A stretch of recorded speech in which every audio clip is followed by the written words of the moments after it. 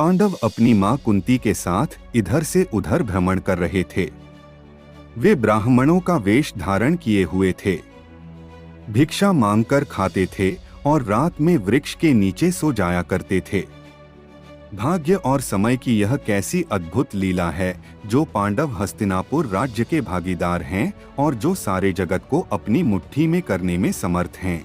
उन्हीं को आज भिक्षा पर जीवनयापन करना पड़ रहा है।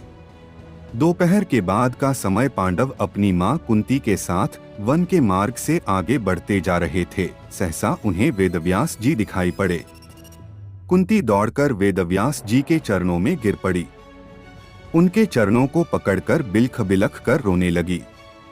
उसने अपने आंसुओं से उनके चरणों को धोते हुए उन्हें अपनी पूरी कहानी सुना दी।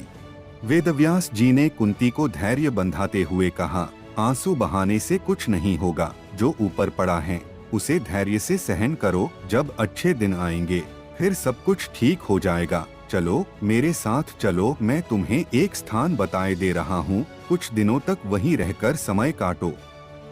वेदव्यास जी पांडवों को एक नगर में ले गए। उस नगर का नाम एकचक्रा था। आज के बिहार राज्य में शाहाबाद जिले में आरा नामक एक बड़ा नगर है। महाभारत काल में आरा को ही एकचक्रा के नाम से पुकारा जाता था। उन दिनों एकचक्रा में केवल ब्राह्मण ही निवास करते थे। वेदव्यास जी पांडवों को एकचक्रा में पहुंचाकर चले गए। पांडव एक ब्राह्मण के घर में निवास करने लगे। पांचों भाई प्रतिदिन भिक्षा मांगने के लिए जाया करते थे। भिक्षा में जो अन्न मिलता था उसी से अपने जीवन का निर्वाह करते थे। उन दिनों एकचक्रा में एक राक्षस के द्वारा बड़े जोरों का आतंक फैला हुआ था। उस राक्षस का नाम बक था। वह दिन में वन में छिपा रहता था, रात में बाहर निकलता था और एकचक्रा में घुस जाता था। जिसे भी पाता था मार डालता था। खाता तो एक ही दो आदमी को था, पर 15-20 आदमियों के प्राण रोज जाते थे। आखिर एकचक्रा के निवासियों ने बक से एक समझौता किया। प्रतिदिन नगर का एक आदमी अपने आप ही बक के पास पहुंच जाया करेगा और बक उसे मारकर खा लिया करेगा। एक ही आदमी की जान जाएगी, व्यर्थ में मारे जाने वाले लोग बच जाया करेंगे।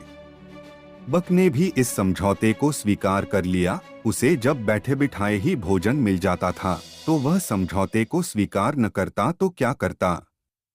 उसने समझौते को स्वीकार करते हुए चेतावनी दे रखी थी कि अगर समझौते का उल्लंघन किया गया तो वह एकचक्रा को उजाड़कर मिट्टी में मिला देगा। बस उसी दिन से क्रमक्रम से एक घर का एक आदमी बक के पास जाने लगा। बक उसे खाकर अपनी क्षुधाग्नि को शांत करने लगा। संयोग की बात, एक दिन उस ब्राह्मण के घर की बारी आ गई जिसके घर में पांडव अपनी मां के साथ निवास करते थे।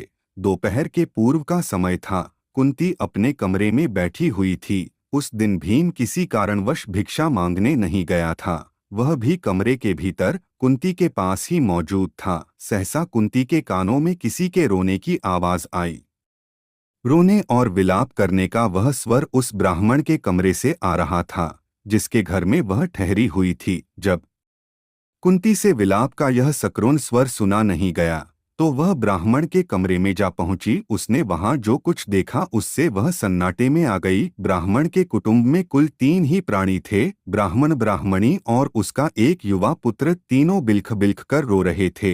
हाय हाय, अब क्या होगा? अब तो सब कुछ मिट्टी में। कुंती ने तीनों को रोता हुआ देखकर ब्राह्मण से पूछा, विप्रवर, आप तीनों इस प्रकार क्यों रो रहे हैं? क्या मैं जान सकती हूं कि किस दारुण कष्ट ने आप तीनों को अत्यंत दुखी बना रखा है?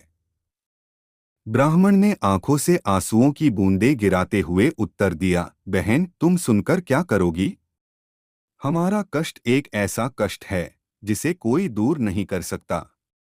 कुंती ने सहानुभूति भरे स्वर में कहा, हम तो गरीब ब्राह्मण हैं, सच है हम आपके कष्ट को दूर नहीं कर सकते, किंतु फिर भी सुनने में हर्ज ही क्या है।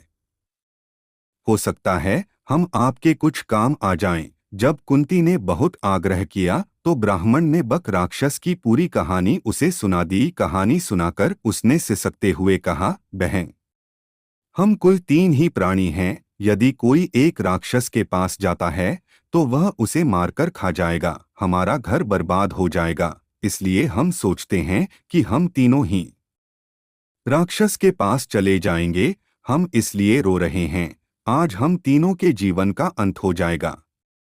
ब्राह्मण की करुण कथा सुनकर कुंती बड़ी दुखी हुई। वह मन ही मन कुछ क्षणों तक सोचती रही, फिर बोली, विप्रवर, मैं एक बात कहती हूँ, उसे ध्यान से सुनिए। मेरे 5 पुत्र हैं। आज मैं अपने एक पुत्र को आपके कुटुंब की ओर से राक्षस के पास भेज दूंगी। यदि राक्षस मेरे पुत्र को खा जाएगा तो भी मेरे 4 पुत्र शेष रहेंगे।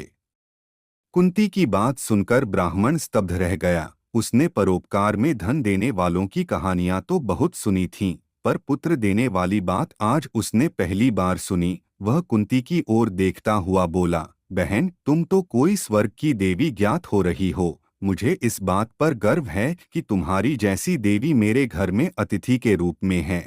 तुम मेरे लिए पूजनीय हो। मैं अपने अतिथि से प्रतिदान लूं, यह अधर्म मुझसे नहीं हो सकेगा। मैं मिट जाऊंगा, पर मैं अतिथि को कष्ट में नहीं पड़ने दूंगा।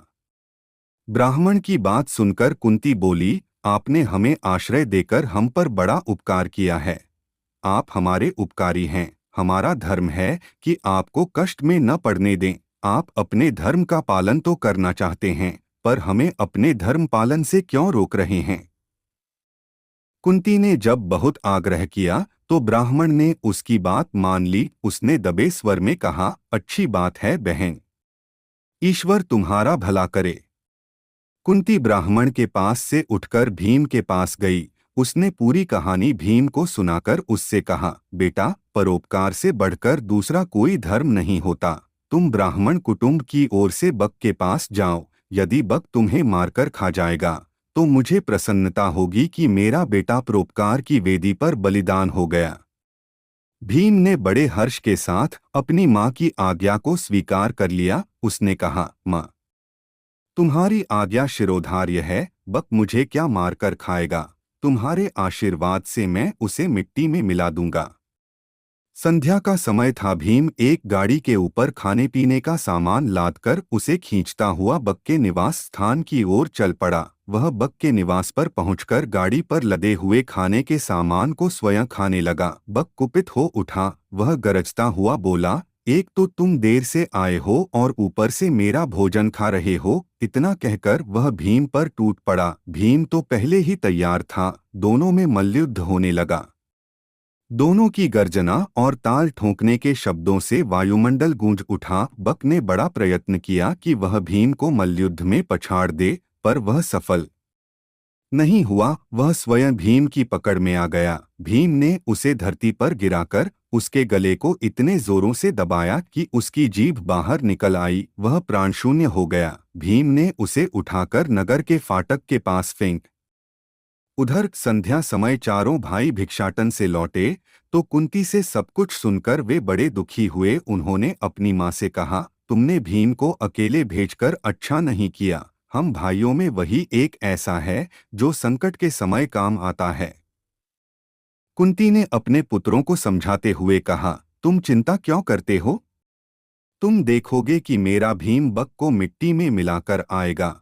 फिर चारों भाई भीम का पता लगाने के लिए चल पड़े। वे अभी कुछ ही दूर गए थे कि भीम अपनी मस्ती में झूमता हुआ आता दिखाई पड़ा। चारों भाई दौड़कर भीम से लिपट गए। भीम ने उन्हें बताया कि उसने किस तरह अत्याचारी बक को नर्क में पहुंचा दिया है। भीम ने घर पहुंचकर अपनी माँ के चरण स्पर्श किए। उसने कहा, माँ, तुम्हारे आशीर्वाद से मैंने बक का संहार कर दिया।